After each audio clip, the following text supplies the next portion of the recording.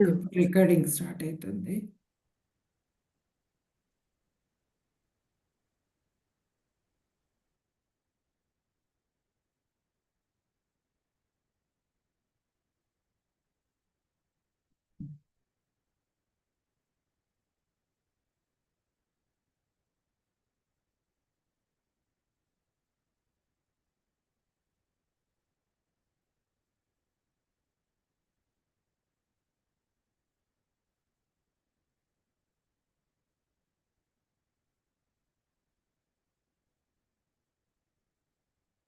Fifth chapter.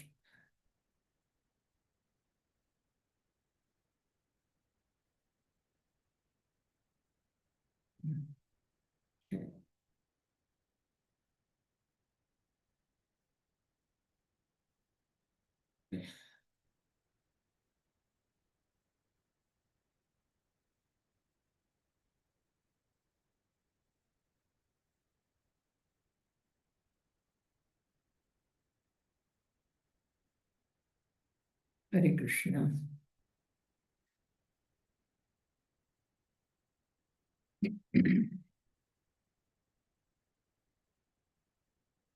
నిన్న fourth చాప్టర్లో మనకి ఏం చెప్పుకున్నాం? ఫోర్త్ చాప్టర్లో లాస్ట్ శ్లోకాలు,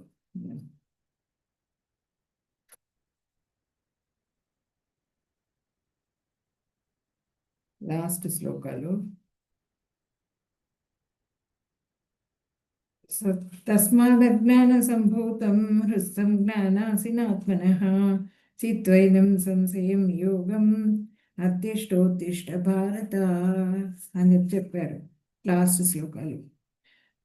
అజ్ఞానం వల్ల హృదయంలో పుట్టిన సందేహాలు, మనకు అన్ని సందేహాలు వస్తూ ఉంటాయి. ఆ సందేహాలు అన్నీ కూడా మనకి అజ్ఞానం వలన వస్తాయి అన్నమాట. ఆ వచ్చిన సందేహాలన్నీ జ్ఞానం అనే ఆయుధంతో ఖండించమని చెబుతున్నారు. అంటే జ్ఞానాన్ని తెచ్చుకో నువ్వు.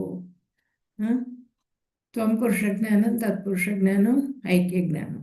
అంటే ఏంటంటే జ్ఞానం అంటే మనము మన ఆత్మ అంటే ఏంటి, పరమాత్మ అంటే ఏంటి, ఆత్మకు పరమాత్మతో ఉన్నటువంటి సంబంధం ఏంటి, ఈ విషయాన్ని తెలుసుకోవాలి మనం. ఇదే జ్ఞానం. ఓ భారత, యోగ కవచాన్ని ధరించి యుద్ధం చేయటానికి లేము. యోగ కవచం, ఆ భక్తి యోగం అనేది నువ్వు ఆచరించు. భక్తి యోగానికి వచ్చేసే నువ్వు పూర్తిగా సరెండర్ అయిపో. నువ్వు నన్ను గురువుగా ఎంచుకున్నావు కాబట్టి పూర్తిగా సరెండర్ అయిపోయి నువ్వు ఆ యోగ కవచాన్ని ధరించి నువ్వు యుద్ధానికి రెడీ అయిపో అని చెప్పునని చెప్తున్నారు ఇక్కడ.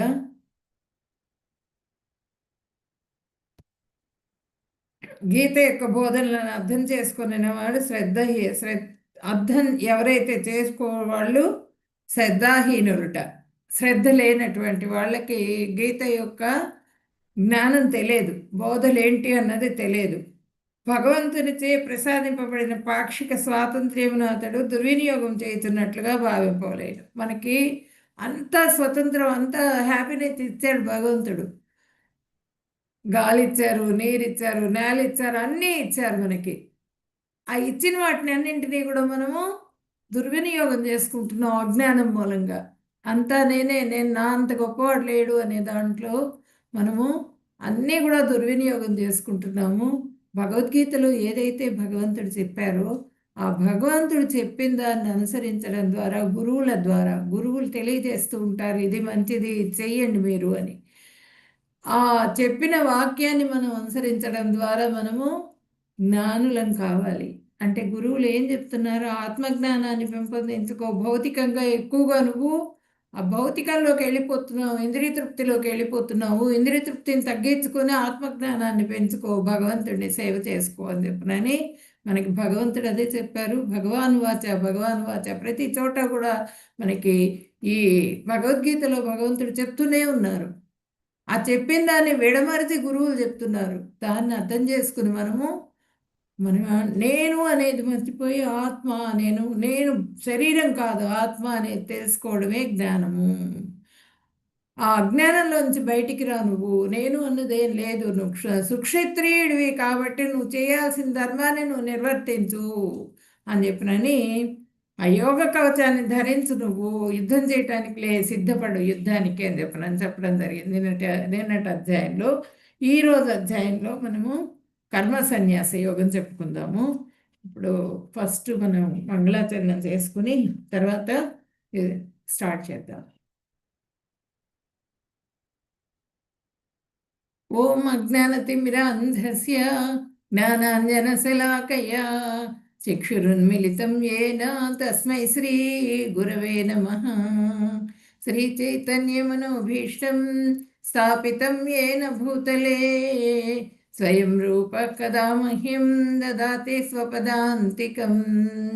వందేహం శ్రీగురో శ్రీయుతపదకమలం శ్రీగురున్ వైష్ణవాంశ్చ శ్రీరూపం సాగ్రజాతం సగణరఘునాథాన్వితం తం సజీవం సాద్వైతం సావధూతం పరిజనసహితం కృష్ణ చైతన్యదేవం శ్రీరాధాకృష్ణపాదాన్ సహగణలలితా శ్రీ విశాఖాన్వితాంశ్చ.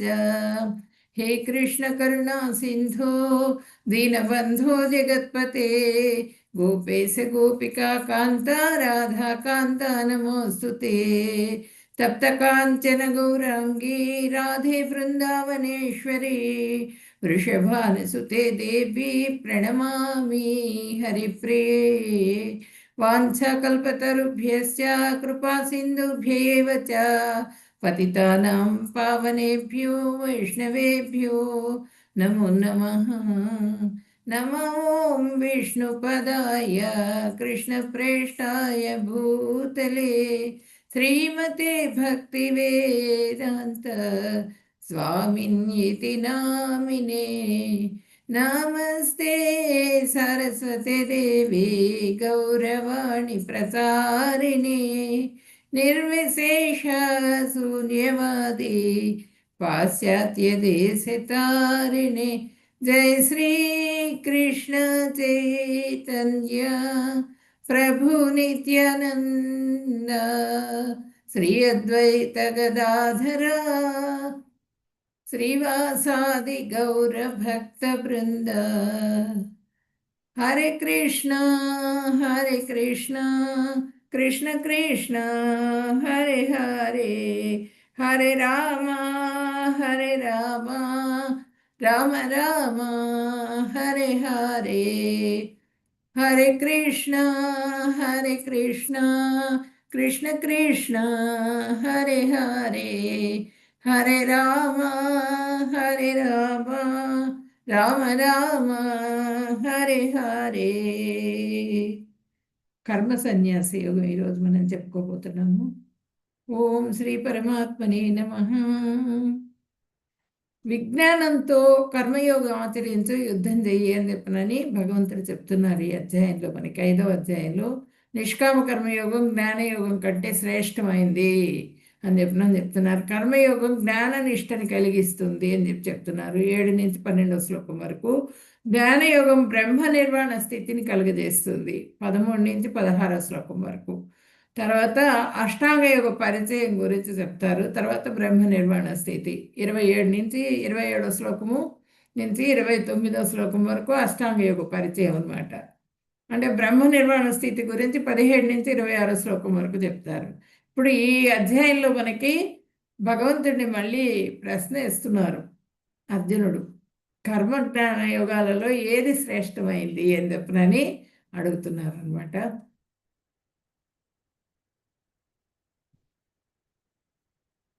అంటే ఇవన్నీ అధ్యాయాలుగా చేసింది ఎవరంటే వ్యాసులు వారు చేశారు.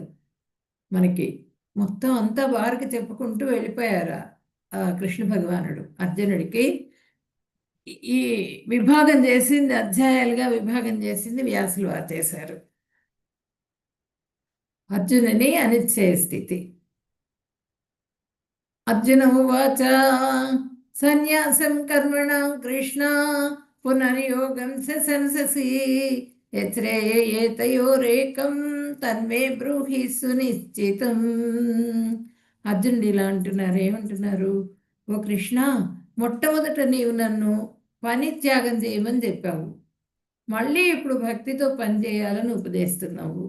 రెండింటిలో ఏది ఎక్కువ ప్రయోజనకరంగా ఉంటుంది, దయతో నాకు తెలియజేయాల్సింది అని చెప్పి నన్ను అడుగుతున్నారు. అంటే ఫస్ట్ అసలు నువ్వు నాకు పనిని త్యాగం చేయమని చెప్పావు. ఇప్పుడేమో పని చేస్తూ నువ్వు పనిని త్యాగం అంటే ఏంటి, పనిని వదిలేసేయని చెప్పి ఇక్కడ ఇట్లా సన్యాసి యోగం శ్రేష్టం అని చెప్పావు. సన్యాసం కర్మణాం కృష్ణ.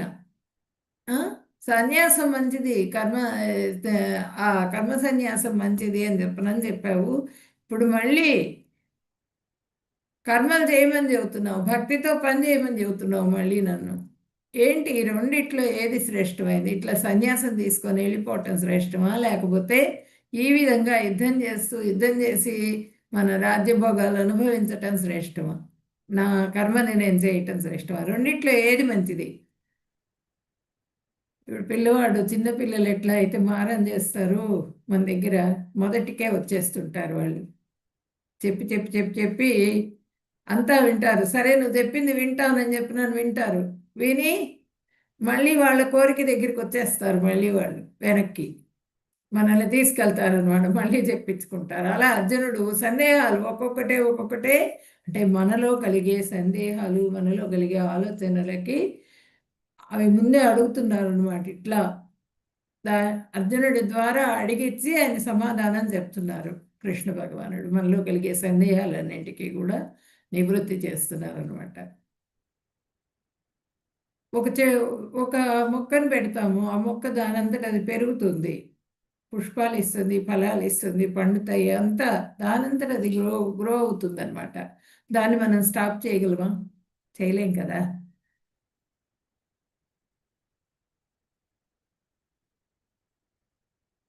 శ్రీభగవానువాచ సన్యాసకర్మయోగశ్చ నిశ్రేయస్కరా ఉభౌ తయోస్తు కర్మ సన్యాసాత్ కర్మయోగో విశిష్యతే.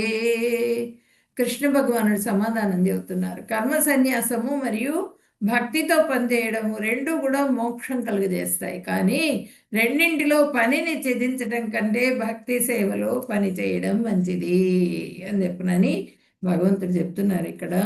అంటే ఇక్కడ ఏం చెప్తున్నారంటే ఈ శ్లోకంలో దైవీ వర్ణాశ్రమంలో ఉంటూ, అంటే దైవీ వర్ణాశ్రమం అంటే ఏంటి? బ్రాహ్మణ, క్షత్రియ, వైశ్య, శూద్ర.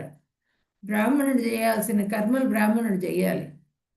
తర్వాత క్షత్రియుడు చేయాల్సిన కర్మను క్షత్రియుడు చేయాలి, వైశ్యుడు చేయాల్సిన కర్మను వైశ్యుడు చేయాలి, శూద్రుడు చేయాల్సిన కర్మ శూద్రుడు చేయాలి. ఈ దైవీ వర్ణాశ్రమంలో ఉంటూ భక్తిని చేయటం ద్వారా భక్తిని ఆచరించాలి. భగవంతుడి మీదకి పూర్తిగా శరణాగతి పొందాలన్నమాట. శరణాగతి పొందుతూ భగవంతుడికి సేవ చేసుకుంటూ నిష్కామ కర్మయోగాన్ని ఆచరించాలి. నిష్కామ కర్మయోగం అంటే ఏంటంటే మనం ఫలితం ఆశించకూడదు. ఫలితం ఆశించకుండా భగవంతుడికి సేవ చేయటం ద్వారా కర్మలు చేస్తూ భక్తి చేసుకోవాలి. ఆ కర్మలు చేస్తున్నప్పటికీ కూడా ఫలితం ఆశించకూడదు. ఫలితం ఆశించకుండా భగవంతుడి సేవ చేయాలి. చేసినప్పుడు అప్పుడు వాళ్ళు నిత్య సన్యాసుల కిందే లెక్క. ఇలా కాషాయ వస్త్రాలు ధరించి ఎక్కడో అడవిలోకి వెళ్ళిపోయి యోగా చేస్తూ అవంతా చేసినందువల్ల వాళ్ళు సన్యాసుల కింద కాదు లెక్క. నిత్య సన్యాసులు వాళ్ళు గొప్పవాళ్ళు. నిత్య సన్యాసులు అంటే వాళ్ళు సంసారంలోనే ఉంటారు, ఉన్నప్పటికీ కూడా వాళ్ళ వాళ్ళు పూర్తిగా వైరాగ్యంలోకి వెళ్ళిపోతారు అనమాట.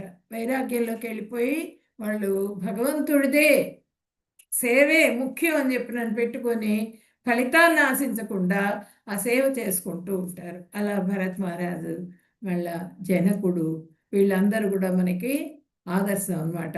అంబరీషుడు, వీళ్ళందరూ సంసారంలో ఉన్నారు, రాజ్యం చేశారు. పరీక్షిత్ మహారాజు, వీళ్ళందరూ రాజ్యం చేశారు, చక్రవర్తులు. అయినప్పటికీ కూడా వాళ్ళు భగవంతుడి సేవలో నియుక్తులయ్యారు. పూర్తిగా వాళ్ళు భగవంతుడి పాద సేవ చేసుకున్నారనమాట. ఆ సేవ చేసుకోవటం ద్వారా వాళ్ళు ముక్తిని పొందారు. అంటే వాళ్ళు నిత్య సన్యాసుల కింద లెక్క. వాళ్ళ సంసారంలో ఉన్నప్పటికీ కూడా వాళ్ళు నిత్య సన్యాసులే. ఇక్కడ ప్రభుపాదులు వారిని చూపిస్తున్నారు. ప్రభుపాదులు వారు కూడా ఆయనకు కూడా సంసారం, భార్య, పిల్లలు అంతా కూడా ఉంది, తల్లిదండ్రులు, ఫ్యామిలీ ఉంది. ఆ ఫ్యామిలీ ఉన్నప్పటికీ కూడా ఆయన పూర్తిగా ఆయన సరెండర్ అయిపోయారు కృష్ణ భగవానుడికి, ఫలితం ఆశించకుండా భగవంతుడికి సరెండర్ అవటం అన్నమాట. హరే కృష్ణ. వాళ్ళు సన్యాసుల కింద లెక్క అని చెప్పనని ఇక్కడ చెప్తున్నారు మనకి. నువ్వు ఏది చేసినా సరే నా కోసం చేయి, I will take care of the fruit for you. నేను ఆ ఫలితం ఏంటన్నది నేను చూసుకుంటాను.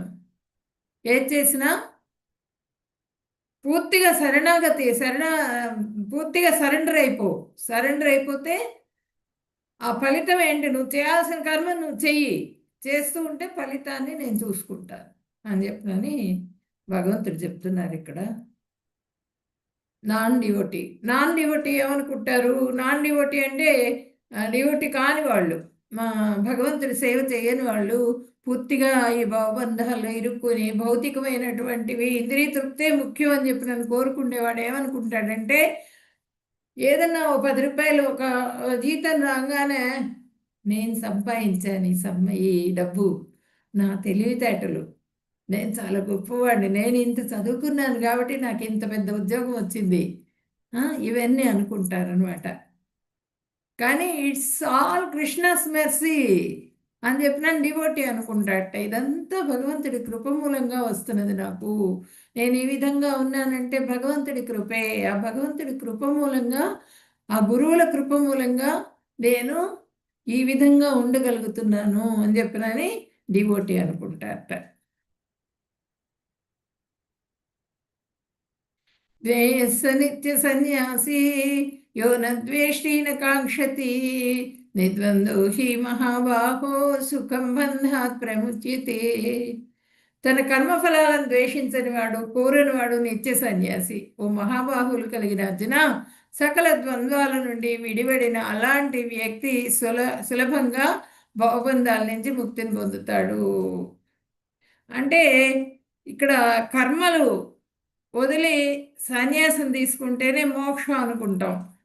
కర్మలు వదిలేసేసి మనం చేయాల్సినవన్నీ బాధ్యతలు వదిలేసేసి ఇంట్లో పిల్లలు ఉంటారు, వాళ్ళని చదివించాలి, తల్లిదండ్రులను చూసుకోవాలి, భార్య, బాధ్యతలు ఉంటాయి, అవన్నీ వదిలేసేసి వెళ్ళిపోతాడు అనమాట. ఇల్లు వదిలి వెళ్ళిపోతాడు, నేను సన్యాసం తీసుకున్నాను అంటుంటారు. అది కరెక్ట్ కాదు. ఎవరి కర్మని, ఎవరి కర్తవ్యాన్ని వాళ్ళు చేయాలి అని భగవంతుడు ఇక్కడ చెప్తున్నారనమాట. ఏంటంటే అంతఃకరణ శుద్ధి జరగకుండా సన్యాసం తీసుకుంటే వాళ్ళు మళ్ళీ పడిపోతారు. అంతఃకరణ శుద్ధి జరగాలి. ఆ శుద్ధి జరిగిన తర్వాత అంతఃకరణ, మన మనసులో ఉన్నటువంటి ఇది మొత్తం, కల్మషం మొత్తం కూడా తొలగిపోవాలి. అది ఎట్లా తొలగిపోతుంది? నిష్కామ కర్మయోగాన్ని ఆచరించడం ద్వారా అంతఃకరణ శుద్ధి జరుగుతుంది. భగవంతుడి సేవ చేయాలి పూర్తిగా, ఫలితం ఆశించకుండా. ఆ సంసారంలో ఉంటున్నప్పటికీ కొన్ని రోజులు ఆ చేయంగా సాధన చేయంగా వాళ్ళకి అంతఃకరణ శుద్ధి జరుగుతుంది. అంతఃకరణ శుద్ధి జరిగిన తర్వాత సన్యాసం తీసుకోవాలి. అంతేగాని అంతఃకరణ శుద్ధి జరగకుండా సన్యాసం తీసుకున్న వాళ్ళు మళ్ళీ వెనక్కే వచ్చేస్తారు. వాళ్ళు ఏంటంటే వెళ్ళిపోతారు అడవులకి, వెళ్ళిపోయి మేము సన్యాసులమే అని చెప్పనని. కానీ వాళ్ళు ఉండలేరు అక్కడ. మళ్ళీ కొన్ని రోజులు వాళ్ళకి కోపం వచ్చి వెళ్ళిపోతారు ఇంట్లో నుంచి, నేను వెళ్ళిపోతున్నాను, సన్యాసిని అయిపోయినానని ఏదో ఒకటి చెప్తారు, వెళ్ళిపోతారు. కానీ వాళ్ళు మళ్ళీ వెనక్కి వచ్చేస్తారు.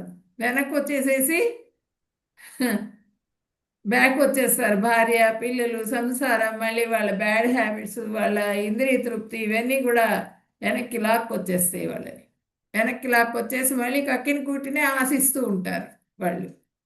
అలాంటి వాళ్ళు నిత్య సన్యాసులు కాదు అని చెప్తున్నారు ఇక్కడ.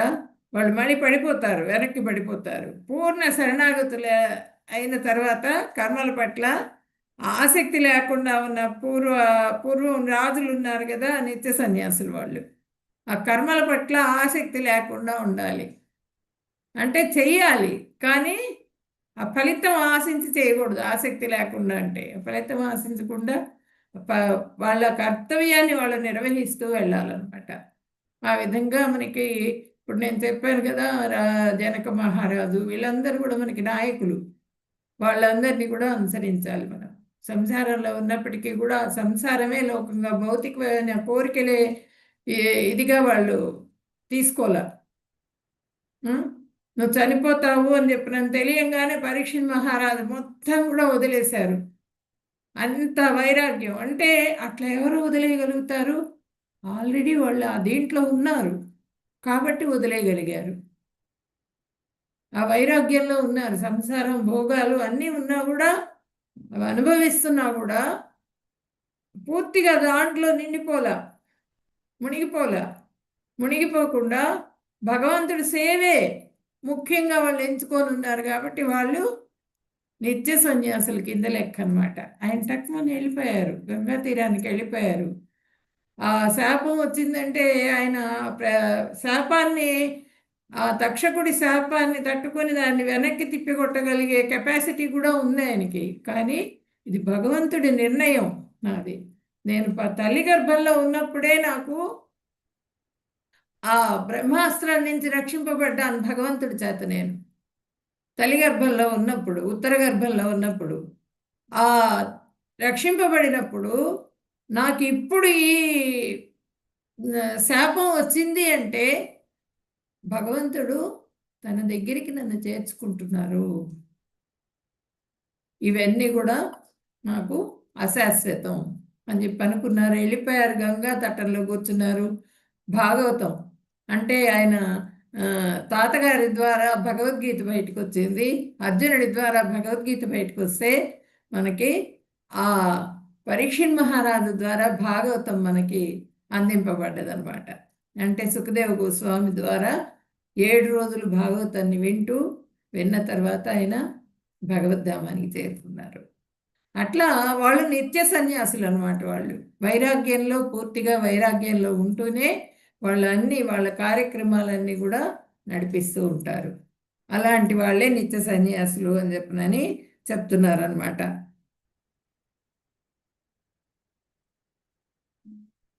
సంసారంలో ఉన్నప్పటికీ ఏది కాంక్షించకుండా, ద్వేషించకుండా, దాన్ని ఆశపడరు. అది కావాలి అనుకోరు, దాన్ని ద్వేషించరు. ద్వేషించడం అంటే ఏంటి? నాకు ఇది అక్కర్లేదు, నేను వెళ్ళిపోతున్నాను అంటాం. కాంక్షించడం అంటే ఏంటి? దానిలోనే అదే కావాలి, కావాలి, ఇంకా కావాలి, ఇంకా కావాలనుకోవటం కాంక్షించడం అంటే. ఆ రెండు ఎవరైతే ఉంటారో, అలా ఎవరైతే ఉంటారో వాళ్ళు సన్యాసులే. వీళ్ళు నిత్య సన్యాసులు. మహాబాహువులు కలిగిన అర్జున, మోక్షనగరిని జయించటం కోసం యుద్ధం చెయ్యి. మోక్షాన్ని పొందటం కోసంగా నువ్వు యుద్ధం చెయ్యి. అంతేగాని నువ్వు వాళ్ళని చంపుతాను, వీళ్ళని చంపుతాను, వాళ్ళకు నాకు అది ఇష్టం లేదు, ఇవన్నీ ఆలోచించవాకు. నువ్వు మోక్షనగరిని జయించడం కోసంగా యుద్ధం చెయ్యి. వర్ణాశ్రమం పాటిస్తూ నిష్కామ కర్మయోగాన్ని ఆచరించాలి. ఆచరించి ఇది భౌతిక సుఖం గురించి కాదు, స్వభావం బట్టి వారి ధర్మాన్ని పాటిస్తూ శుద్ధ భక్తుడిగా మారి మోక్షం పొందాలి. అదేంటంటే నిష్కామ కర్మయోగం చేసేటప్పుడు శుద్ధ భక్తుడిగా మారేందుకు వాళ్ళు ప్రయత్నం చేయాలి. చేస్తూ ఆ మోక్షాన్ని పొందటానికి ప్రయత్నం చేస్తూ వాళ్ళు చేయాలి. చాతుర్వర్ణం మయా సృష్టం, వర్ణాశ్రమ ధర్మాన్ని అనుసరించాలి. భౌతిక సుఖం గురించి కాదు. భౌతికంగా ఎప్పుడు కూడా సుఖంగా ఉండలేరు. ఈ భౌతిక లోకం మొత్తం కూడా కష్టాలమయమే. మనకి సుఖం అనేది ఎప్పుడూ లేదు, ఏ క్షణంలో లేదు.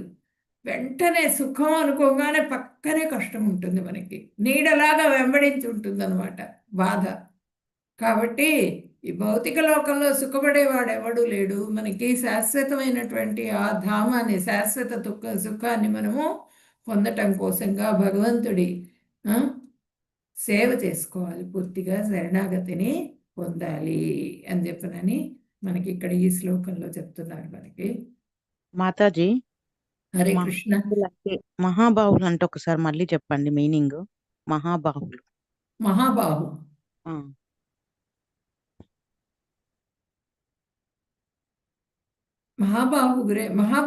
బాహువులు కలిగినటువంటి అర్జున మహాబాహు. ఆయన బాహుబలం కలిగినటువంటి వాడు కదా అర్జునుడు. ఆ బాహుబలం కలిగినటువంటి అర్జునుడు, నువ్వు యుద్ధం చేయి, నువ్వు బాహుబలం కలిగినటువంటి వాడివి, నువ్వు క్షత్రియుడివి, సుక్షత్రియుడివి, నువ్వు చేయాల్సిన ధర్మాన్ని నువ్వు నిర్వర్తించు అని చెప్తున్నాను భగవంతుడు చెప్తున్నారు ఆయనకి. అట్లా ఇక్కడ వైరాగ్యం అంటే ఏంటి? అంబరీష్ మహారాజు ని చూపిస్తున్నారు. అంబరీషుడు ఆయన ఏకాదశి వ్రతం చేశారు. ఏకాదశి వ్రతం చేస్తూ ఉంటే ద్వాదశి రోజున దుర్వాసుడు వచ్చారు ఆయన్ని పరీక్ష చేయడానికి. నేను ఆయన ప్రసాదం తీసుకోవడానికి వచ్చినప్పుడు ఆ దూర్వాసుడు సరే రండి అని చెప్పినని ఆహ్వానించిన తర్వాత నేను అనుష్ఠానం చేసుకుని వస్తానని నదికి వెళ్ళిన వాళ్ళు వెనక్కి తిరిగి రారు ఎంతసేపటికి. ఆ ద్వాదశి ఘడియలని ఉంటాయి. ద్వాదశి ఈ టైం లోపల మనం బ్రేక్ చేయాలి, ఫాస్టింగ్ అని ఉంటుందన్నమాట. ఆ ద్వాదశి ఘడియలు దాటిపోకుండా మనం ప్రసాదం తీసుకోవాలి భగవంతుడికి నివేదన చేసి. ఆ ద్వాదశి గడియలు దాటిపోతూ ఉంటే అయ్యో ఏకాదశి ఇన్ని రోజుల నుంచి ఆచరిస్తున్నాను నేను, ఈ ద్వాదశి గడియలు దాటిపోతున్నాయి, ఏం చేయాలని చెప్పినని ఆ అంబరీషుడు అందరినీ సమావేశపరిచాడు. ఆయన దిగులు పడుతూ ఉన్నారు. రాజు దిగులు పడుతూ ఉంటే అందరు చెప్పారు, బ్రాహ్మణులు వాళ్ళు ఉంటారు కదా, రాజులకు ఎప్పుడు కూడా సలహాలు ఇవ్వడానికి ఉంటారు, వాళ్ళు చెప్పారు. ఋషులు బ్రాహ్మణులు అందరూ కూర్చొని ఉన్నారు. మీరు కొంచెం తులసి తీర్థం తీసుకోండి, తులసి తీర్థం తీసుకుంటే అది మీకు దోషం లేదని చెప్తారు. ఆ తులసి తీర్థం తీసుకుందామని చేతిలో వేసుకోగానే ఈయన పరీక్ష చేయడానికి కదా వచ్చింది దుర్వాసుడు, వెంటనే వచ్చేసేసి శాపం పెట్టేందుకు రెడీ అయిపోయాడు. నన్ను పిలిచి నువ్వు నాకన్నా ముందు నువ్వు ఈ ప్రసాదం తీసుకుంటావా అని చెప్పినాను. ఆ జటని పీకి ఆయన మీదకి వదిలిపెడతారనమాట, అంబరీషుడి మీదకి మంత్రించి. అది పెద్ద బ్రహ్మరాక్షసుడే ఎంబడబడుతుంది జట. ఎంబడబడేటప్పటికీ ఆ జట పీకంగానే పడేదానికి రెడీ అవుతుంది. రెడీ అవుతాడు రాక్షసుడు. వెంటనే సుదర్శన చక్రం ఆయన్ని దునుమాడుతుంది అనమాట. ఆ రాక్షసుని చంపేస్తుంది. చంపేసి దూర్వాసుడు ఎంబడబడుతుంది. దూర్వాసుడు ఎంబడబడేటప్పటికి ఆ దూర్వాసుడు అన్ని లోకాలన్నీ తిరుగుతాడు, విష్ణుమూర్తి దగ్గరికి కూడా వెళ్తాడు.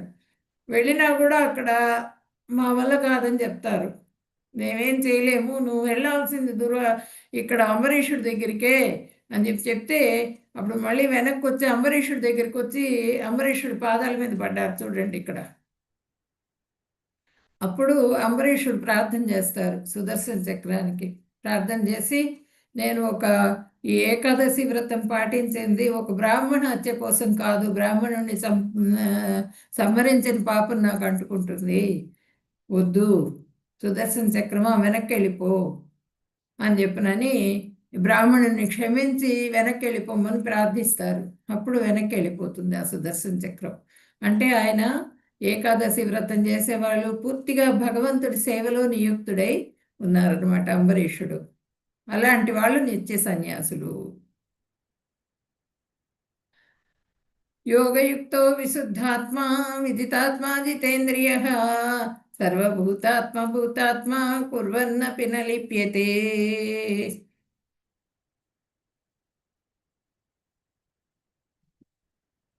యోగయుక్త భక్తియుక్త సేవలో నిమగ్నుడై ఉండువాడు.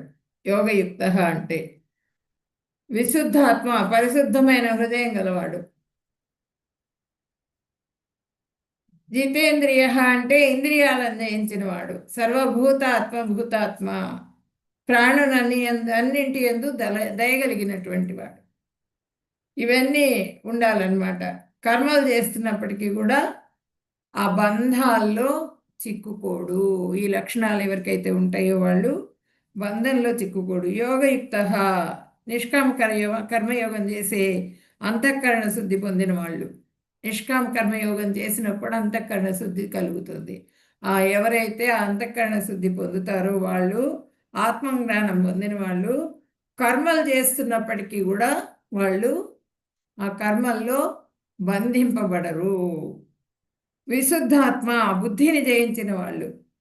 విజితాత్మ చిత్తాన్ని జయించిన వాళ్ళు. మనసుని, చిత్తం అంటే చిత్తాన్ని శుభ్రపరుచుకున్న వాళ్ళు, జయించిన వాళ్ళు.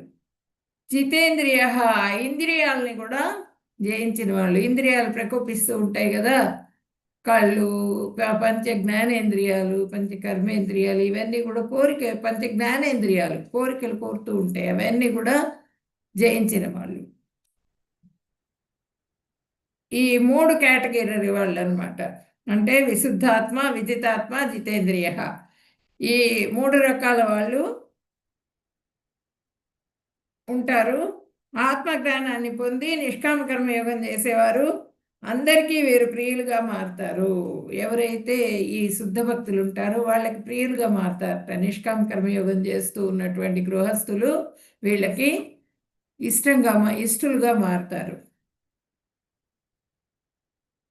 తర్వాత మొదటి వాళ్ళకన్నా రెండో వాళ్ళు శ్రేష్టమైన వాళ్ళు, రెండో వాళ్ళకన్నా మూడో వాళ్ళు శ్రేష్టమైన వాళ్ళు. వీరి పట్ల అందరూ ప్రేమగా ఉంటారు, వీరందరి పట్ల ఆకర్షితులవుతూ ఉంటారు అని చెప్పనని మనకి ఇక్కడ చెప్తున్నారు ఈ శ్లోకంలో.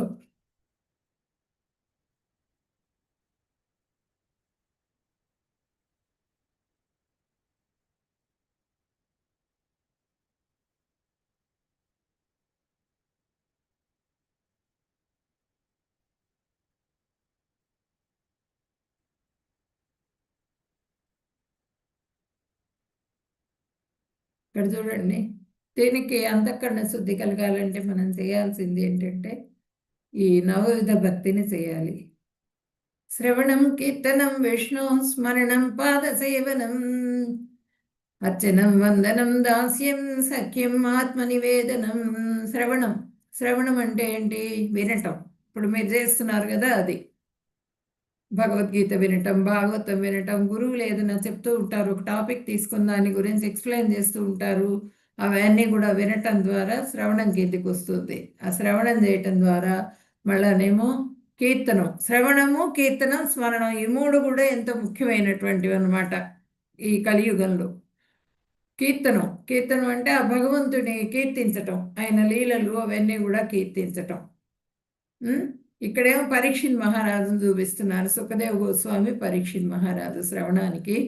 ఇక్కడ కీర్తనానికేమో ఇక్కడ మీరాబాయి అని చెప్తున్నారు. మళ్ళా తులసీదాసు వీళ్ళందరూ ఉన్నారు కదా, వాగ్గేయకారులు, వీళ్ళందరూ కూడా కీర్తనం కిందికి వస్తారు. తర్వాత స్మరణం, స్మరణం అంటే రిమెంబర్. ఏదైతే హరే కృష్ణ హరే కృష్ణ కృష్ణ కృష్ణ హరే హరే నామం చేస్తాం కదా, ఆ నామాన్ని మళ్ళీ గుర్తు చేసుకోవటం, మళ్ళీ కృష్ణుడి లీలలు గుర్తు చేసుకోవటం, ఆ కృష్ణ భగవానుడు ఏంటి, భగవంతుడు అంటే ఏంటి అన్నది మనం గుర్తు చేసుకుంటూ, మనం చదివిన దాన్ని, మనం విన్నదాన్ని, గురువులు చెప్పిన దాన్ని మళ్ళీ గుర్తు చేసుకుంటూ ఉండటం స్మరణం. దాన్నే మళ్ళీ రిపీట్ చేయటం నిరంతరం, ఎప్పుడు కూడా ఆ నామస్మరణలో ఉండటాన్ని కూడా స్మరణం అంటారు. అంటే ఇది నిరంతరాయంగా 24/7 ఎప్పుడు కూడా 192 మాలలు చేసేవారట హరిదాస్ ఠాకూర్. హరిదాస్ ఠాకూర్ ముస్లిం యాక్చువల్గా. ఆయన కృష్ణ భక్తిలోకి వచ్చారు. కృష్ణ భక్తిలోకి వచ్చి అప్పుడు నవాబుల సమయంలో చాలా ఆయన్ని అవమానపరిచారు నవాబులు.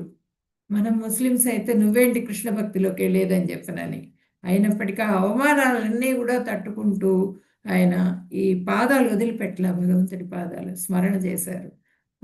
తర్వాత పాదసేవనం, లక్ష్మీదేవి పాదాలు ఎప్పుడు కూడా భగవంతుడి పాదాలు సేవిస్తూ ఉంటుంది లక్ష్మీదేవి. పాదసేవనం అనే దానికి మనకి ఇది కూడా వస్తుంది, మనం చేసే ప్రదక్షిణం. ఆ శ్రీ విగ్రహాలకు ప్రదక్షిణం చేస్తాం కదా, అది పాదసేవనం కిందికి వస్తుంది. మన యాత్రలకి తిరుగుతాం కదా, పాదాలతో వెళ్తూ ఉంటాం యాత్రలకి, అది కూడా పాదసేవనం కిందికి వస్తుంది. మన పాదాలతో తిరిగేది అంటే ఆ కర్మ చేయటం అనమాట. అది చేస్తూ భగవంతుడిని సేవించటం. ఇక్కడేమో లక్ష్మీదేవిని చూపిస్తున్నారు పాదసేవనకి. ఇక్కడేమో అర్చనం, అర్చనం అంటే వర్షిప్పింగ్ ద లార్డ్. అంటే పృథు మహారాజు ఎప్పుడు కూడా ఈ విగ్రహార్చన చేశారనమాట పృథు మహారాజు. తర్వాత వందనం అంటే ఈయన ధ్రువుడు 5 సంవత్సరాల వయసప్పుడు ఆయన అవమానానికి లోనయ్యాడనమాట సవతి తల్లి మూలంగా. ఆ తండ్రి ఒళ్ళో నుంచి లాగేస్తుంది సవతి తల్లి ధ్రువుడిని. లాగేసినప్పుడు ఆయనకి అవమానం జరుగుతుంది. ఆయన తల్లిని వెళ్ళి అడుగుతారు, నన్ను ఏంటి నాది పరిస్థితి, ఏం చేయాలి నేనని అడిగితే నీకు ఆ భగవంతుడే దారి చూపిస్తాడని చెబుతుంది ఆమె. తల్లి ఉపదేశంతో ఆయన వెళ్ళిపోతారు, ఇంట్లో నుంచి వెళ్ళిపోయి ఆ, తపస్సు చేసుకుందామని 5 సంవత్సరాలు అప్పుడు వెళ్ళిపోతారు. అడవుల్లో వెళ్తూ ఉంటే అక్కడ నారదులు వారు ఎదురయ్యి, నువ్వు వెళ్ళిపో, నీ వయసు ఇది కాదు, వెళ్ళు ఇంటికి వెళ్ళమని చెబుతారు. లేదు, నేను ఇంటికి వెళ్ళను, నాకు మా తాతగారి కన్నా పెద్ద రాజ్యం కావాలంటారు. ఆ భౌతికమైన కోరికతో వెళ్తారు. కానీ అక్కడ చాలా ఘోరమైన తపస్సు చేస్తారు ఆయన. 5 సంవత్సరాల పిల్లవాడు ఘోరమైన తపస్సు చేసినప్పుడు ఆ నారాయణుడు, అంటే ఆ మంత్రం ఎవరు ఇస్తారంటే ఈ నారదుడు ఇస్తారు. ఆ మంత్రాన్ని తీసుకొని ఆయన జపం చేయటం ద్వారా ఆ భగవంతుడిని ప్రత్యక్షం చేసుకుంటారు. ఆ భగవంతుడి పాదాల దగ్గర ఆ భగవంతుడు ఎప్పుడైతే ఆయన చేతిలో ఉన్న శంఖాన్ని ఆయనకి ఉమ్, తాకించంగానే, ఆ పాదాల దగ్గర నమస్కారం చేయంగానే ధ్రువుడికి పూర్తిగా ఆ భగవంతుడి సేవే నాకు ముఖ్యం, వేరే ఇంకేది వద్దంటారు. లేదు లేదు, నేను నాకేది అవసరం లేదు, ఏం కావాలి, నాకేది అవసరం లేదంటారు ధ్రువుడు. నాకేది అవసరం లేదు, నీ పాద సేవే కావాలంటే నువ్వు ఇప్పుడు కాదు, నువ్వు వెళ్ళు, నీ కోరికను తీర్చుకొని రా, తీసుకొని వచ్చిన తర్వాత నీకు మళ్ళీ నేను ధ్రువలోకాన్ని సృష్టించిస్తాను నేనని చెప్పినాను. ఒక ధ్రువలోకాన్ని సృష్టిస్తారు ఆయన కోసం. ఆయన మొత్తం ఆయన రాజ్యాన్ని అంత పరిపాలించి అంతా అయిన తర్వాత ఆయన మళ్ళీ ఆయన్ని ఆ ధ్రువలోకానికి తీసుకెళ్ళి అందులో పెడతారనమాట. అలా ధ్రువుడు, వందనానికి ధ్రువుడు. తర్వాత దాస్యం. దాస్యం అంటే ఈయన హనుమంతుడు. దాసుణ్ణి నేను, రామదాసుని నేనని చెప్తూ ఉంటారు హనుమంతుడు. తర్వాత సఖ్యం. సఖ్యం అంటే ఏంటంటే ఇక్కడ ఫ్రెండ్షిప్. మధుమంగళ వీళ్ళందరూ కూడా వస్తారు, కృష్ణుడితో ఫ్రెండ్షిప్ చేసిన వాళ్ళు, సఖ్యం. తర్వాత ఆత్మ నివేదనం. ఇది మనకి ఇప్పుడు ఇది చెప్పారు కానీ ఇది మనకి ఇప్పుడు సజెస్టబుల్ కాదు. ఇది ఆత్మ నివేదనం అంటే ఈ బలి చక్రవర్తి ఆత్మ నివేదనం.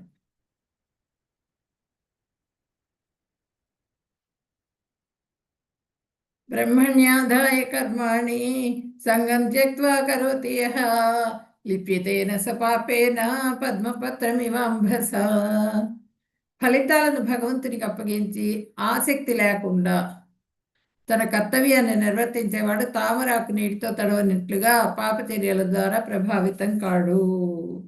పాపం అంటే ఈ శ్లోకంలో ఏంటంటే కర్మ అని చెప్పినాను అర్థం చేసుకోవాలి మనం.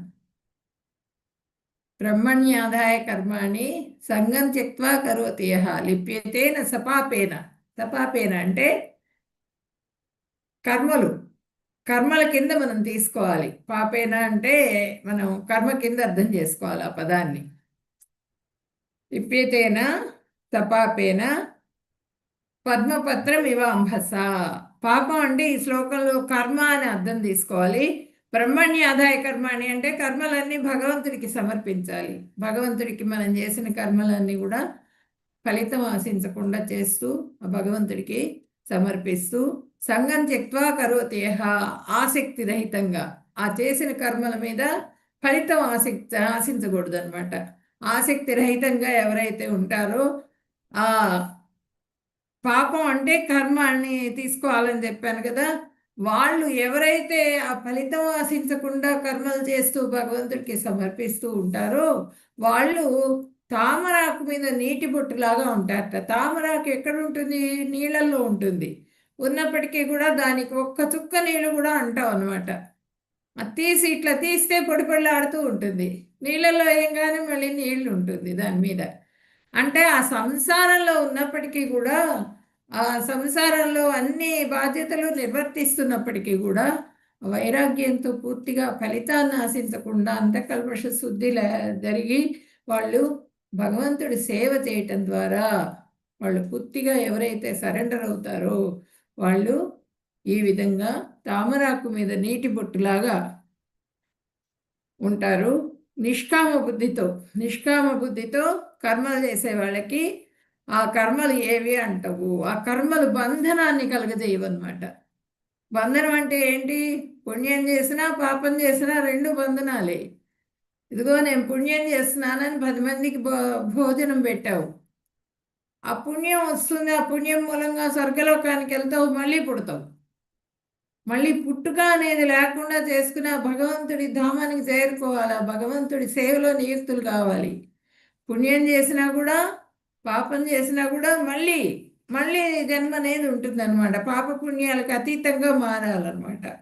అప్పుడు అటువంటి ఆసక్తి లేనటువంటి వాళ్ళు, ఆ ఆసక్తి లేకుండా ఎవరైతే చేస్తారో వాళ్ళకి కర్మలు చేసినప్పటికీ కూడా కర్మలేవి కూడా అంటావు. ఎలా ఈ తామరాకు మీద నీటి బొట్టులాగా వాళ్ళకి కర్మలేవి కూడా అంటవు. కర్మలు ఈ సంసారంలో ఉన్నప్పటికీ కూడా వాటికి సంబంధించిన ఫలితాలు ఏవి కూడా వాళ్ళకి అంటవు అనమాట. ఆ భగవంతుడి సేవలోనే పూర్తిగా శరణాగతులు అయిపోయి ఉంటారు వాళ్ళు.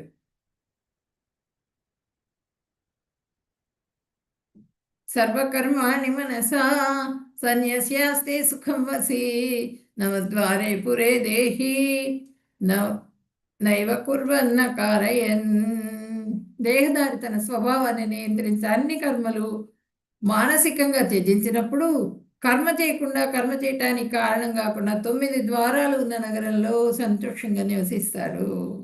నవద్వారే పురే దేహి, 9 ద్వారాలు ఉన్నాయట మన శరీరంలో, దేహంలో. ఆ 9 ద్వారాలు ఏంటి? కళ్ళు 2 ద్వారాలు, తర్వాత చెవులు 2, మొత్తం 4 అయినాయి కదా. ముక్కు రంధ్రాలు 6, నోరు 7, మర్మ అవయవాలు మనకి 8, 9. ఈ 9 ద్వారాల్లో కూడా ఆ కామంతో నిండి ఉంటాయి అన్నమాట, కోరికతో నిండి ఉంటాయి. ఎవరైతే ఆ కోరిక లేకుండా ఉంటారో, దేహదారి తన స్వభావాన్ని నియంత్రించి, స్వభావం ఏంటి దేహదారి స్వభావం? ఇంద్రియాలు. ఇంద్రియాలు ప్రకోపిస్తూ ఉంటాయి, ఆ ఇంద్రియాల్ని నియంత్రించాలన్నమాట, కంట్రోల్ చేసుకోవాలి. ఆ స్వభావాన్ని ఎవరైతే నియంత్రించి అన్ని కర్మల్ని మానసికంగా, కర్మలన్నీ అంటే మానసికంగా త్యజించాలి. అందులో ఉన్నప్పటికీ కూడా వాళ్ళు హంస ఏ విధంగా ఉంటుంది? హంస పాలను మాత్రమే స్వీకరిస్తుంది, నీటిని వదిలేస్తుంది హంస. ఇక్కడ హంసల్ని చూపిస్తున్నారు చూడండి. అలా పరమహంస స్థితికి చేరుకోవాలన్నమాట. పరమహంస స్థితికి చేరుకున్న వాళ్ళు ఇప్పుడు నారదుణ్ణి చూపిస్తున్నారు ఇక్కడ. అట్లా పరమహంస స్థితికి ఎవరైతే చేరుకుంటారో వాళ్ళకి భౌతిక శరీరం ఉన్న నగరంలో సంతోషంగా నివసించగలుగుతారు. అంటే ఇది నాది, ఈ సుఖం దొరకలేదు నాకు అనుకున్నప్పుడు దుఃఖం వస్తుంది. ఇది నా వస్తువు అని చెప్పి అనుకున్నప్పుడు దుఃఖం వస్తుంది. ఒక పెద్ద కారు కొనుక్కుంటాడు, ₹1,00,00,000 పెట్టి కొన్నాడు కారు. సుఖం, సంతోషం అనమాట, నేను కారు కొనుక్కున్నాను, ఎంజాయ్ చేస్తాను అని. అక్కడ పెట్టాడు, పార్కింగ్లో పెట్టాడు, ఏదో గీత తగిలింది, దానికి పోయింది, కలర్ పోయింది. అప్పుడు వెంటనే దుఃఖం వస్తుంది. నాది అనుకునేటప్పటికి దుఃఖం వస్తుంది. అయ్యో ఎవడో గీత గీచేశాడే, ఇంకా వాడిని తిట్టడం మొదలు పెడతాడు. దుఃఖం అనమాట. నా అనుకున్నప్పుడు దాంట్లో దుఃఖం ఉంటుంది. నాది అని అనుకోకుండా ఎప్పుడు కూడా ఈ ద్వారాలు, నవద్వారాల్ని కూడా శుద్ధిగా, కల్మష శుద్ధి అంటారు కదా, ఆ కల్మష రహితంగా ఎవరైతే చేసుకొని ఉంటారో వాళ్ళకి ఈ 9 ద్వారాలు కలిగినటువంటి దేహంలో నివసిస్తున్నప్పటికీ కూడా వాళ్ళకి ఎటువంటి కర్మలు కూడా అంటవు.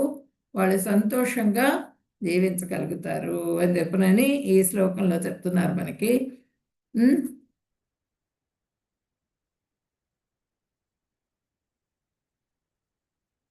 యుక్త అంటే నిష్కామకర్మి అని, అయుక్త అంటే సకామకర్మి. యుక్త, అయుక్త. యుక్త అంటే నిష్కామ కర్మయోగం, ఫలితాన్ని ఆశించకుండా చేసేది. అయుక్త అంటే ఫలితాన్ని ఆశిస్తూ చేసేది.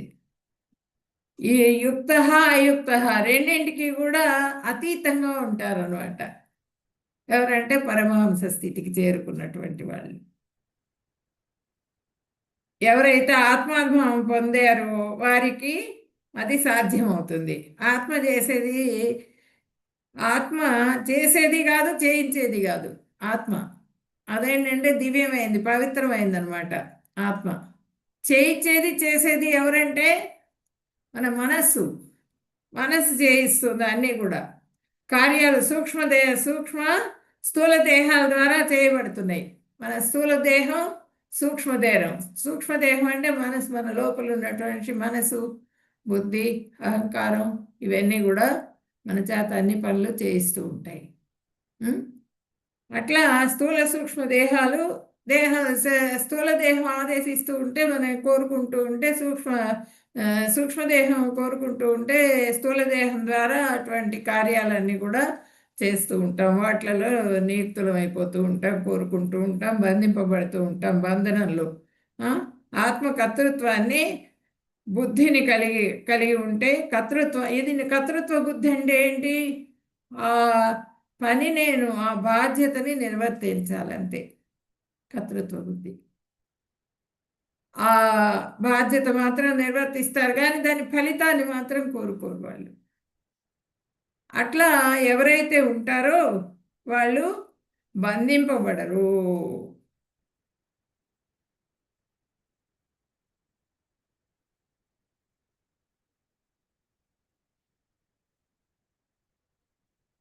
బంధింపబడకుండా ఈ భౌతిక శరీరంలో ఉన్నా కూడా సుఖంగా ఉండగలుగుతారు. ఇట్లా ఆనందంగా ఉంటారు. చూడండి ఇక్కడ గురువుల ఆదేశానుసారం నడుచుకుంటారు వీళ్ళందరూ కూడా. ఆ విధంగా పరంపర ద్వారా ప్రభుపాదుల వారి దగ్గర శిష్యులు ఉన్నారు. వాళ్ళందరూ కూడా గురువులుగా ఇప్పుడు మనకి ఇస్కాన్లో మనకి జయపతాక్ మహారాజు కానీ, గురు మహారాజు, వీళ్ళందరూ భక్తి రాఘవ స్వామి మహారాజు, చాలామంది ఉన్నారు గురువులు. ఆయన దగ్గర శిష్యర్కం చేసిన వాళ్ళందరి దగ్గర కూడా మనం వాళ్ళ ఆదేశాలని అనుసరిస్తూ వాళ్ళు చెప్పేవన్నీ వింటూ మనం వాళ్ళని ఫాలో అవుతూ ఉండి వాళ్ళ దగ్గర మంత్రదీక్ష తీసుకోవాలి. మంత్రదీక్ష తీసుకొని వాళ్ళని గురువుగా స్వీకరించడం ద్వారా మనం కూడా ఈ స్థితికి చేరుకునేందుకు ప్రయత్నం చేయాలి, పరమహంస స్థితికి.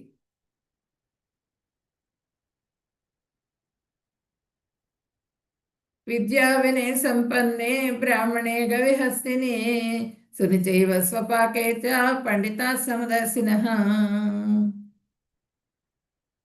వినమ్రులైన యోగులు నిజమైన జ్ఞానబలంతో విద్యా వినయాలు కలిగిన బ్రాహ్మణుడిని, గోవును, ఏనుగును, కుక్కను, చండాలుడిని సమదృష్టితో చూస్తారు. నిజమైన యోగులు వీళ్ళేంటంటే విద్యా వినయ సంపన్నే, విద్యతో వినయంతో నమ్రతతో ఉంటారు. పూర్తిగా వాళ్ళు బ్రాహ్మణుని అందును, గోవు అందు, కుక్కలు, చండాలుడు, వీళ్ళందరిలో కూడా పరమాత్మను చూడగలుగుతారు వాళ్ళు. ఎక్కడైనా సరే అంతఃకల్మష శుద్ధి లేకుండా ఉన్నప్పుడు ఆ భగవంతుడి సేవలో నియుక్తులైన వాళ్ళు ప్రతి చోట కూడా వాళ్ళు ఆ పరమాత్మనే చూడగలుగుతారు అనమాట. అదే చెప్తున్నారు ఇక్కడ. అదే యథార్థ జ్ఞానం. యథార్థ జ్ఞానం ఏమిటంటే భగవంతుడు అందరినీ సమానంగా ప్రేమిస్తాడు. వారు చేసుకున్న కర్మను అనుసరించి వారికి దేహం లభిస్తూ ఉంటుంది. ఇప్పుడు ఒక డాక్టర్ ఉన్నారనుకోండి, పేషెంట్స్ అందరూ సమానమే వాళ్ళకి. కాకపోతే వారికి వచ్చిన వ్యాధుల్ని బట్టి వాళ్ళకి చేసే ట్రీట్మెంట్ ఉంటుందన్నమాట. ఆ వ్యాధిని బట్టి ట్రీట్మెంట్ చేస్తూ ఉంటారు డాక్టరు. అదేవిధంగా మనకి కూడా మనం చేసుకున్న కర్మల్ని బట్టి మనకి దేహాలు అనేవి వస్తూ ఉంటాయి. కృష్ణ చైతన్యంతో కూడిన వ్యక్తి సంపూర్ణ జ్ఞానం కలిగి ఉండడు నిజమైన విద్వాంసుడును, సమదృష్టిను కలవాడును అగును. సంపూర్ణ జ్ఞానం ఎవరైతే సంపూర్ణ జ్ఞానాన్ని కలిగి ఉంటారో వాళ్ళు నిజమైన విద్వాంసుడును, సమదృష్టి కలవాడును అవుతారు. నిజమైన విద్వాంసుడు ఇట్లా ప్రతి వాళ్ళల్లో కూడా ఆ పరమాత్మని చూడగలుగుతారు అనమాట. అన్నిట్లో కూడా అన్నీ సమానమే వాళ్ళకి, రాయి కానీ మట్టి కానీ అన్నీ కూడా సమానమే అన్నమాట. పండిత సమదర్శిన, హీ సీస్ ద పరమాత్మ present in each and everybody, everybody. Everybody అనుకోవచ్చు, ఎవ్రీబాడీ. ఇక్కడ చూడండి, ప్రతి వాళ్ళల్లో కూడా పరమాత్మని చూడగలుగుతారు. ఏ సంస్పర్శజా భోగా దుఃఖయోనయేవతే ఆద్యంతవంత కౌంతేయానతే శూరమతే బుధః. బుద్ధిమంతుడైన వ్యక్తి భౌతిక ఇంద్రియాలతో సంబంధం కలిగే దుఃఖ కారణాల్లో పాల్గొనడు. ఈ ఇంద్రియాలు, భౌతిక ఇంద్రియాలతో సంబంధం ఉంటుంది ప్రతి పనికి కూడా. ఆ పని, ఆ దుఃఖ కారణాల్లో పాల్గొనడు. ఇట్లా బార్లకు వెళ్ళటం, పెద్ద పెద్ద పార్టీస్కి వెళ్ళటం, ఆ టైం అంతా వేస్ట్ చేసుకోవడం, ఇవన్నీ కూడా చెయ్యరు యోగులు.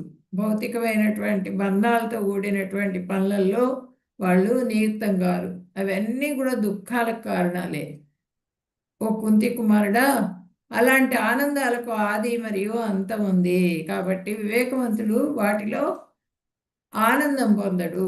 ఎవరైతే భక్తి యోగులు ఉంటారో వాళ్ళు ఎంతసేపటికి 24/7 ఎప్పుడు కూడా మనకి ఆ భగవంతుడి ధ్యానంలోనే ఉంటారు. ఇలాంటి భౌతికమైనటువంటి విషయాల జోలికి వాళ్ళు పోరనమాట. వాళ్ళ ఆనందాన్ని పొందరు దాంట్లో.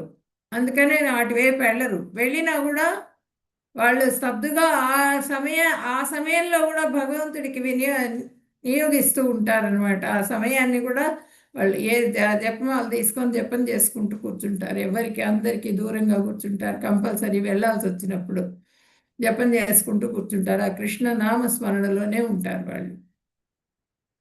వాటికి పోకుండా వాళ్ళు ఈ నవద్వారాల్ని కూడా శుభ్రంగా ఉంచుకుంటారు. వాళ్ళు శుభ్రంగా ఉంచుకొని ఆ భగవంతుడి ధ్యానంలోనే ఆనందాన్ని పొందుతూ ఉంటారు. కుంతి కుమారుడా అన్నారు చూడండి. ఇక్కడ కుంతీదేవి విపరీతమైన భక్తురాలు అనమాట. ఆ విధంగా కుమారుడివి నువ్వు కూడా భక్తుడివి, పరమ భక్తుడివి నువ్వు. కాబట్టి నేను చెప్పినట్లుగా విను నువ్వు అని చెప్పినని ఇక్కడ చెప్తున్నారు. దుఃఖానికి సంబంధించిన దాని వైపు వెళ్ళవాకు నువ్వు అని చెప్పి. మోక్షనగరిని జయించాలి నువ్వు. ఇక్కడ చూడండి, ఒక పురుగు. ఇవేంటంటే పంచ జ్ఞానేంద్రియాలు. జ్ఞానేంద్రియాలు చేసే పనులను గురించి మనకి ఇక్కడ వివరిస్తున్నారు. పురుగు ఒక లైట్ పుడుతుంది పొద్దున పూట, కొంచెం పెరుగుతుంది, పెద్దదవుతుంది. అయిన తర్వాత అది ఆ లైట్కి అట్రాక్ట్ అవుతుంది. ఆ కాంతికి అట్రాక్ట్ అయ్యి చచ్చి పడిపోతుంది. అంటే కళ్ళు మనకి 100 సంవత్సరాలు ఉండేందుకు గాను భగవంతుడు ఏర్పాటు చేశారు మనకి. మనం పుట్టినప్పుడు మనకి బాగా కనిపిస్తుంది, మంచి దృష్టి కలిగి ఉంటాం మనం. కానీ చిన్న పిల్లలకే, 1 సంవత్సరం పిల్లలకే ఇప్పుడు కళ్ళజోళ్ళు వచ్చేస్తున్నాయి. ఎందుకు వస్తున్నాయి? వాళ్ళు కళ్ళని సక్రమంగా వినియోగించట్లేదు. ఈ టీవీలు చూడటం, మళ్ళీ సెల్ ఫోన్. ప్రతి వాళ్ళకి కూడా, పసిపిల్లవాడు కూడా సెల్ ఫోన్ చూపిస్తే అది కావాలంటాడు. ఎందుకు? తల్లి ఆ కడుపులో ఉన్నప్పటి నుంచి సెల్ ఫోన్ చూస్తున్నది విపరీతంగా. పిచ్చి ప్రోగ్రామ్స్ అన్నీ పెట్టుకొని చూస్తున్నది. దాంతో ఆ పిల్లవాడు కూడా దానికి అట్రాక్ట్ అవుతున్నాడు. పుట్టిన పిల్లవాడు సెల్ ఫోన్ చూడంగానే ఏడుపు ఆపేస్తాడు. నాకు అంటాడు. కళ్ళు పోగొట్టుకుంటున్నారు. అట్లా కంటికి ఇది ఇక్కడ చూడండి, ఇది చెవు అట్రాక్షన్ ఏంటంటే, ఈ డీర్ ఏంటంటే మ్యూజిక్ ఇష్టపడుతుందిట. మ్యూజిక్ ఇష్టపడేటప్పటికి ఆ వేటగాడు ఏం చేస్తాడు? వేటగాడు మ్యూజిక్ పెడతాడు. అక్కడ మ్యూజిక్ పెట్టేసేసి దాన్ని అట్రాక్ట్ చేసుకుంటాడు. ఇక్కడ ఏదో మ్యూజిక్ వస్తుందని వింటూ తన్మయత్వంలో ఉండిపోతుంది. అక్కడ ఉండిపోయేటప్పటికి వేటగాడి చేతిలో చిక్కిపోతుంది.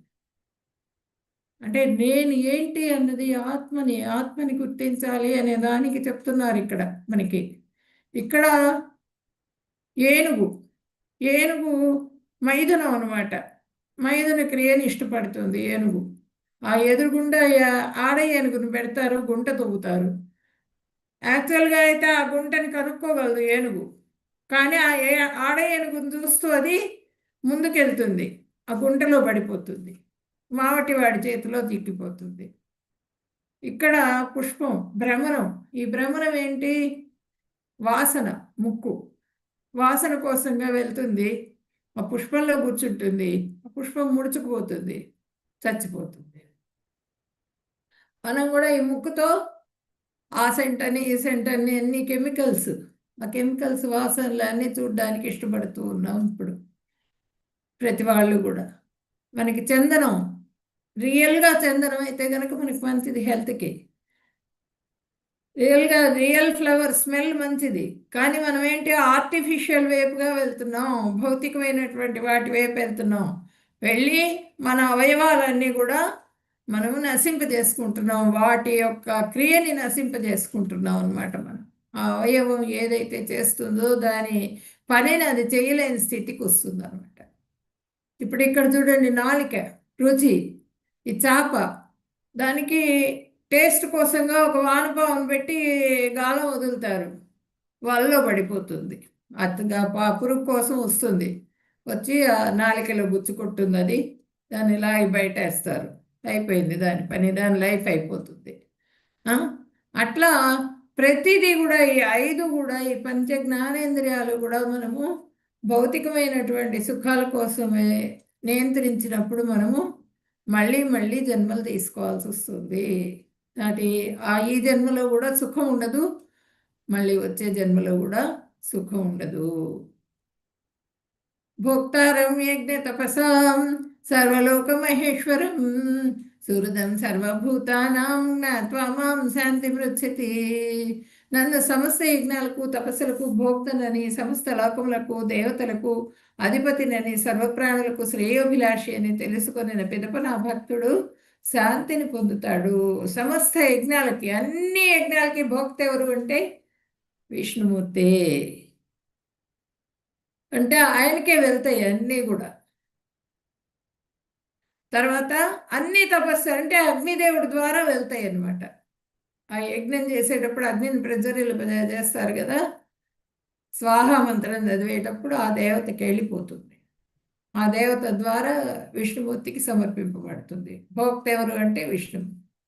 సమస్త లోకాల దేవతలకు అధిపతి, అన్ని లోకాలని సృష్టించిన వాడిని నేనే, సృష్టికర్తను నేనే. అంటే భౌతిక లోకాలు కానీ ఆధ్యాత్మిక లోకాలు కానీ ఎన్నో లోకాలు. నేను గోలోక చార్ట్ ఎక్స్ప్లెయిన్ చేస్తాను, ఒక చాప్టర్లో వస్తుంది, ఎక్స్ప్లెయిన్ చేస్తాను, అప్పుడు లోకాల గురించి చెప్తాను మీకు. అన్ని లోకాలకు కూడా అధిపతి నేనే అని చెప్తున్నారు. సర్వ ప్రాణులకి శ్రేయోభిలాషిని, అన్నీ నేను సృష్టించినటువంటివే. ప్రాణులన్నిటికీ తండ్రి నేను, అన్ని ప్రాణులకి కూడా శ్రేయోభిలాషిని నేను. ఒక తండ్రి ఏ విధంగా శ్రేయోభిలాష అయి ఉంటాడో బిడ్డలకి, ఆ విధంగా భగవంతుడు కూడా మన శ్రేయోభిలాషి అని తెలుసుకునే పిదప నా భక్తుడు శాంతిని పొందుతాడు. అన్నింటికి నేనే, ఆ భగవంతుడి గురించి పూర్తిగా అవగాహనలోకి వచ్చినప్పుడు వాళ్ళు శాంతిని పొందుతారు అని చెప్తున్నారు ఇక్కడ. ఇక్కడ ఏంటంటే భోక్తారం యజ్ఞ తపసాం, నిజమైన భోక్త కృష్ణ భగవానుడు. ఆయన ఏం చేస్తారు, అక్కడ బ్రాహ్మణులు యజ్ఞం చేస్తున్నారు, వీళ్ళందరూ అడుగుతారు, ఆకలి అవుతోంది, మాకు ఆకలి అవుతోంది కృష్ణ అని. అక్కడ యజ్ఞం చేస్తున్నారు, అక్కడ వాళ్ళ దగ్గర ఆహార పదార్థాలు ఉంటాయి, తీసుకొని రండి తిందాం అంటారు. ఇక్కడ కృష్ణ బలరాముడు వచ్చారు, బలరాముడు కృష్ణుడు వచ్చారు, వాళ్ళకి ఆకలి అవుతుంది, పదార్థాలు ఇవ్వమని అడుగుతారు. వెళ్ళి యజ్ఞం చేస్తున్నాం, యజ్ఞం కంప్లీట్ అయితే తప్పించి ప్రసాదం ఎవరికి ఇవ్వము, వెళ్ళమంటారు వాళ్ళు. భగవంతుడికి సమర్పణ చేయటం కోసంగా మేము ఇక్కడ కూర్చున్నామని ఈ విషయమే వచ్చి కృష్ణుడికి చెప్తారు. చెప్తే మళ్ళీ ఆయన చెప్తారు, పక్కనే ఊరుంది, ఆ ఊర్లో ఇల్లు ఉన్నాయి, అక్కడికి వెళ్ళి అడగమంటారు. అక్కడ బ్రాహ్మణ స్త్రీల దగ్గరికి వెళ్తారు, వాళ్ళ భార్యలు, బ్రాహ్మణుల భార్యలు, వాళ్ళ దగ్గరికి వెళ్ళి అడుగుతారు. బ్రాహ్మణ పత్నుల దగ్గరికి వెళ్ళి, ఇట్లా బలరామకృష్ణులు వచ్చారు, యజ్ఞం ఇట్లా ఆకలి అవుతున్నది వాళ్ళకి అనగానే వాళ్ళు మొత్తం చేసిన పదార్థాలన్నీ తీసుకొని వచ్చి కృష్ణుడికి నివేదన చేస్తారు. అందరికీ అన్నీ తీసుకొచ్చి ఆయనకి పెడతారు, ప్రసాదం తీసుకోమని చెప్పినాను. అంటే ఏంటంటే వాళ్ళందరికీ కూడా కృష్ణుడు అంటే ఏంటి అన్నది తెలుసు. ఆ గోపికలు వాళ్ళందరూ కూడా గ్రామానికి వెళ్ళి పెరుగు పాలు అమ్ముకోవడానికి వెళ్ళినప్పుడు అప్పుడు కృష్ణలీలలు పాడుతూ కృష్ణుడి గురించి అంతా కూడా వాళ్ళు చెప్పినందువల్ల, వాళ్ళు విన్నందువల్ల భగవంతుడు అంటే ఏంటి అన్నది ఋషిపత్నులకు తెలుసు. కాబట్టి వాళ్ళు ఆ భగవంతుడిని ఎప్పుడు చూడాలి అనేటువంటి ఆశలో ఉన్నారు. ఎప్పుడు కనిపిస్తాడు కృష్ణుడు మనకి, ఎలా చూడాలి అనే ధ్యానంలో వాళ్ళు ఉన్నారు. పూర్తిగా శరణాగతులై ఉన్నారు కాబట్టి వాళ్ళకి దర్శనమిచ్చారు. వాళ్ళు చేసిన పదార్థాలన్నీ కూడా స్వీకరించారు. తర్వాత బ్రాహ్మణులు వాళ్ళు బాధపడతారు. అయ్యో మేము గుర్తించలేకపోయామే అంటే వేద మంత్రాలు, యజ్ఞాలు ఏవి కూడా భక్తి ముందు తక్కువే. ఆ భక్తుడు ఎవరైతే ఉన్నారో, శరణాగతి పొందిన శుద్ధ భక్తుడు ఎవరైతే ఉన్నారో వాళ్ళ ముందు వేద మంత్రాలు చేతో యజ్ఞాలు చేసినప్పటికీ కూడా ఆ యజ్ఞం చేసేవాడి కన్నా కూడా వీళ్ళు గ్రేట్ అన్నమాట ఈ భక్తులు. ఎందుకంటే ఆ యజ్ఞం చేస్తున్నప్పటికీ కూడా అదొక కార్యం క్రింద అనుకొని ఒక ఫలితం ఆశించి చేస్తూ ఉంటారు. కాబట్టి దానికన్నా కూడా ఇదే ఉత్తమమైనది. శ్రేయోభిలాషి ఎవరు అంటే సర్వ ప్రాణులకి శ్రేయోభిలాషి నేను అని చెప్తున్నారు. అందరికీ మేము ఇక్కడ మీ దగ్గర నుంచి వెళ్ళం మేమంటారు వాళ్ళు బ్రాహ్మణ పత్నులు. వెళ్ళమంటే లేదు లేదు మీరు వెళ్ళాలి, ఋషిపత్నులు మీరు వాళ్ళకి సహాయం చేయండి యజ్ఞాలు చేయటంలో వెళ్ళమని చెప్తారనమాట. కృష్ణ భగవాన్ పంపించేస్తారు వాళ్ళని. సర్వలోక మహేశ్వరం, నిజమైన నియంత్రకుడు. మొత్తం లోకాలన్నింటినీ కూడా ఆయనే సృష్టించారు. ఆధ్యాత్మిక లోకాలు, భౌతిక లోకాలు, అన్ని కోట్లాది లోకాలు ఉన్నాయి, వైకుంఠ లోకాలు అన్నీ కూడా. అన్ని సృష్టికర్త ఎవరు అంటే భగవంతుడే. వాటికి అన్నింటికి కూడా మహేశ్వరుడు ఆయన కృష్ణ భగవానుడు.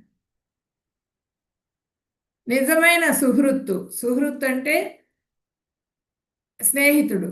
నిజమైన స్నేహితుడు ఎవరు అంటే కృష్ణ భగవానుడు. మనం ఎవరికి పక్క వాళ్ళకు కూడా మన క్లోజ్ రిలేషన్ కూడా మనం చెప్పుకోలేనివన్నీ కూడా మన మనసులో ఉన్న బాధ కృష్ణ భగవానుడికి చెప్పుకోవచ్చు. ఆయన మనకి నిజమైనటువంటి స్నేహితుడు. Krishna is the supreme enjoyer. Krishna is the supreme controller. Krishna is our only well-wishing friend. ఎప్పుడైతారు ఇలా హరే కృష్ణ నామాన్ని, హరే కృష్ణ కృష్ణ కృష్ణ హరే హరే, హరే రామ రామ రామ హరే హరే, ఈ నామ జపాన్ని చేస్తూ మనము పూర్తిగా మన మనస్సుని, ఇంద్రియాలని అన్నింటినీ కంట్రోల్కి తెచ్చుకొని మనము ఆ భగవంతుడికి శరణాగతి పొందినప్పుడు అప్పుడు మనకి ఆయన సుహృత్తుగా అవుతారు. ఆయన మనకి మంచి స్నేహితుడవుతారు.